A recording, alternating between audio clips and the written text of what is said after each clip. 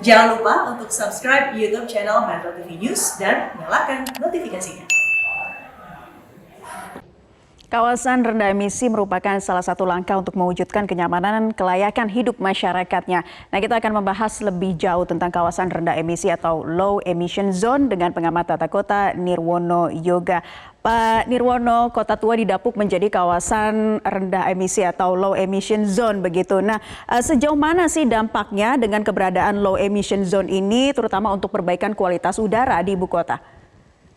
Ya, sebenarnya secara umum memang Jakarta harus memperbaiki kualitas udaranya nih Mbak Naila, ya. Karena secara umum juga kita tahu kualitas udara kita kan masih sangat buruk ya.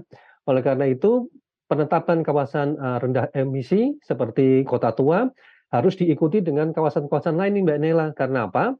Kalau hanya satu titik tidak akan berpengaruh banyak. Nah, beberapa kawasan memang sudah akan dicobakan ya, beberapa tidak disebutkan. Tapi perlu ditambahkan juga misalnya Ancol ya, kemudian kawasan Taman Monas, GBK Senayan, selain Kemang juga ada Kebayoran Baru dan Menteng ya, yang dua kawasan terakhir ini justru dirancang sebagai kota taman yang harusnya sudah bisa diterapkan menjadi kawasan rendah emisi. Tetapi ada beberapa persyaratan nih Mbak Nela untuk mewujudkan kawasan emisi rendah emisi tadi menjadi berhasil. Pertama, harus didukung oleh transportasi publik yang memudahkan orang datang ke sana ya. Bisa jadi mulai dari bis Transjakarta, terus kemudian nanti ada MRT dan LRT ya. Nah, kawasan-kawasan yang dilalui oleh tiga moda ini sebenarnya kawasan yang paling ideal untuk diterapkan kawasan rendah emisi. Karena apa? Dengan memudahkan orang naik transportasi massal, sehingga orang akan mengurangi penggunaan kendaraan pribadi, mobil maupun motor. Jadi harus itu dulu kuncinya, transportasi massal.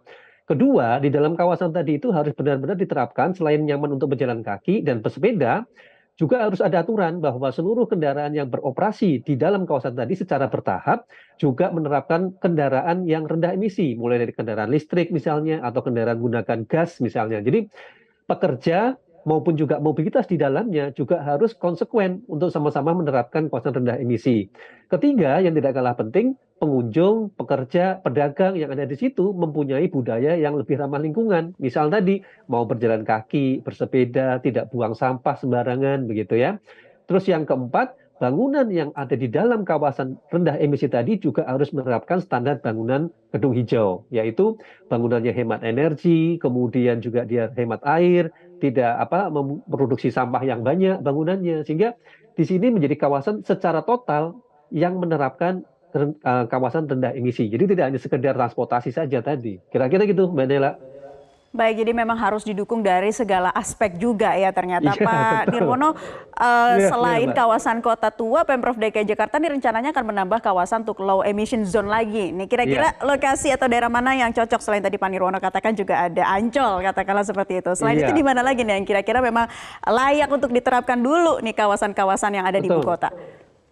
Ya sebenarnya pilih saja kawasan yang sudah dilalui atau mudah diakses oleh transportasi publik ya. Mulai tadi ada tiga tiling tidak andalan kita kan, baik itu MRT, kemudian ada bis Transjakarta dan juga nanti ada LRT. Nah, kalau tiga-tiganya lokasinya tadi itu mudah dicapai oleh tiga moda tadi, maka kita bisa menerapkan kawasan tadi menjadi kawasan rendah emisi. Tadi selain Ancol, Ancol kan orang pasti mudah karena sudah ada bis Transjakarta di sana. Tetapi di jalur MRT nih misalnya Mbak Naila, seperti Monas ya, terus kemudian nanti kawasan GBK Senayan, bahkan Duku Atas tempat kawan-kawan dari Citayam Fashion Week misalnya ya, sampai dengan ke kawasan dekat situ seperti daerah Menteng, Kebayoran Baru sampai Kemang. Nah, daerah-daerah tersebut sebenarnya potensial dikembangkan karena selain menjadi daerahnya sudah menjadi daerah yang nyaman, tujuan wisata juga, dan yang terpenting trotoar dan jalur sepedanya juga sudah mulai banyak dibangun di situ. Nah, ini akan mendorong warga ya, baik itu penghuni, terutama penghuni ini karena kan yang menerapkan sehari-hari kan mereka berjalan kaki atau bersepeda dan juga para pengunjung yang datang ke sana bisa menggunakan transportasi publik. Kalau kawasannya saja sudah memiliki transportasi publik, maka kita bisa mendorong orang beralih ke transportasi publik tadi. Nah, kalau ini jadi, maka kawasan emisi yang rendah emisi ini bisa dilakukan di banyak tempat. Kalau itu dilakukan, paling tidak dalam 5 tahun ke depan kita berharap kualitas udara di Jakarta akan lebih meningkat. Kira-kira gitu sebenarnya. Iya, meskipun juga tadi kita lihat baru diterapkan di satu kawasan, tapi masyarakat sudah seperti merasakan langsung dampaknya. Ada yang bilang katanya saya menghirup udara merasa lebih segar, begitu cuacanya juga lebih nyaman untuk kemudian berlalu lalang di sekitar wisata. Nah, Pak Nirwono, tapi ini tentunya menjadi perjalanan panjang begitu. Apa saja sih langkah-langkah ke depan yang harus dilakukan pemerintah untuk menuju Jakarta rendah emisi? Ada 3 langkah besarnya ya. Yang pertama, seluruh wilayah DKI Jakarta harus mudah dilalui oleh transportasi publik. Saya melihat masih banyak beberapa pinggiran, terutama daerah Jakarta Selatan, Timur, Barat ya, yang daerah-daerah pinggiran ini belum tercapai atau belum dilalui atau dilintasi oleh transportasi publik, misalnya bis Transjakarta. Jadi masih ada daerah-daerah yang putus, yang ini menjadi PR utama dari Dinas Perhubungan. Jadi bagaimana seluruh wilayah DKI terutama itu bisa dilintasi oleh bis Transjakarta. Karena dia akan menjadi penghubung ke daerah-daerah yang sudah bagus. Mulai ada nanti MRT, ada MRT tahap 1, tahap 2.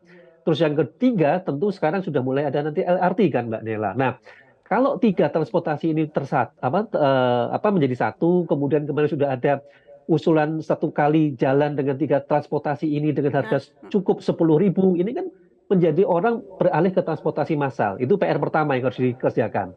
Kedua, yang juga kita lihat adalah pembangunan trotoar ya.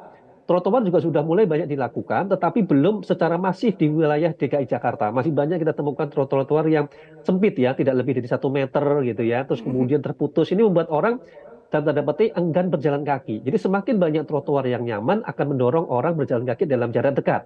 Nah, ketiga tentu selain tadi berjalan kaki yaitu jalur sepeda. Intinya kalau setiap kawasan kota di Jakarta tadi mudah dicapai dengan transportasi publik, nyaman berjalan kaki atau juga bersepeda, kita bisa berharap banyak orang untuk beralih ke transportasi publik ya dalam kegiatan sehari-hari ataupun berjalan kaki atau bersepeda dalam jarak dekat. Kalau ini tercipta, bisa dipastikan 3. Kemacetan lalu lintas Jakarta akan berkurang secara signifikan. Kedua, kualitas udara kota Jakarta akan lebih baik dan lebih nyaman. Dan ketiga, warga Jakarta akan lebih sehat nih Mbak Nela. Kira-kira gitu. Baik.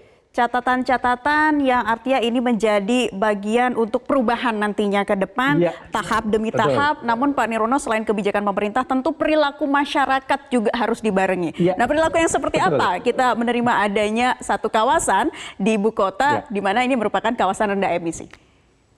Sebagus apapun kebijakan pemerintah ya, kemudian sebagus apapun kawasannya itu dirancang menjadi kawasan rendah emisi, kalau tidak ada perubahan gaya hidup yang signifikan dari masyarakat, terutama warga Jakarta, itu akan menjadi sia-sia. Nah, tadi ada 3 PR. 1 ya, sebenarnya juga sudah ada pergubnya. Bagaimana mendorong orang beralih ke transportasi massal untuk kegiatan sehari-hari. Ya, jadi kita semua warga Jakarta harus mulai berubah ya, mengurangi penggunaan kendaraan pribadi dalam waktu 1 minggu, misalnya dalam 5 hari kerja, bisa nggak dalam waktu 1 atau 2 hari orang meninggalkan kendaraan pribadi untuk mencoba beralih ke transportasi massal ya. Ini PR pertama, ini juga tidak mudah karena nanti muncul yang kedua yaitu jalan kaki ya. Trotoarnya harus nyaman, lebar, teduh sehingga orang turun dari transportasi publik apapun jalan kaki ke tempat kerja, ke pasar ataupun juga ke mal dengan nyaman. Nah, ketiga yaitu memperluas jaringan jalur sepeda sehingga kalau warga yang ingin jalan kaki ataupun juga bertransportasi juga diberi alternatif lain yaitu bersepeda untuk sebagian dari transportasi ya, tidak hanya sekedar sepeda untuk olahraga tetapi dia menjadi alat transportasi dalam kegiatan sehari-hari. Nah, kunci 3 inilah nanti yang dibutuhkan sekali perubahan gaya hidup. Kenapa? Misal nih Mbak Nela, kalau kita jalan kaki pasti harus teduh ya. Kalau panas seperti sekarang misalnya, nanti jawabannya adalah kepanasan, enggan, jaraknya jauh gitu ya. Jadi nggak hanya sekedar trotoar, tapi juga trotoarnya nyaman, ada tempat duduk untuk istirahat, terus kemudian ada pohon untuk peneduh. Nah, ini kan akan mendorong orang untuk berjalan kaki. Nah, 3 poin ini hanya bisa terwujud ada di perubahan gaya hidup masyarakat. Kembali lagi merefleksikan diri sendiri, berkaca begitu kepada perilaku yang diterapkan, apakah kita memang benar-benar sudah siap begitu berubah untuk menggunakan transportasi massal dan lainnya agar kemudian kita juga sama-sama bisa menikmati kualitas udara yang lebih baik di Jakarta. Terima kasih Pengamat Tata Kota Pak Nirwono Yoga sudah bergabung di kesempatan Sisi Metropolitan kali ini. Salam sehat Pak Nirwono.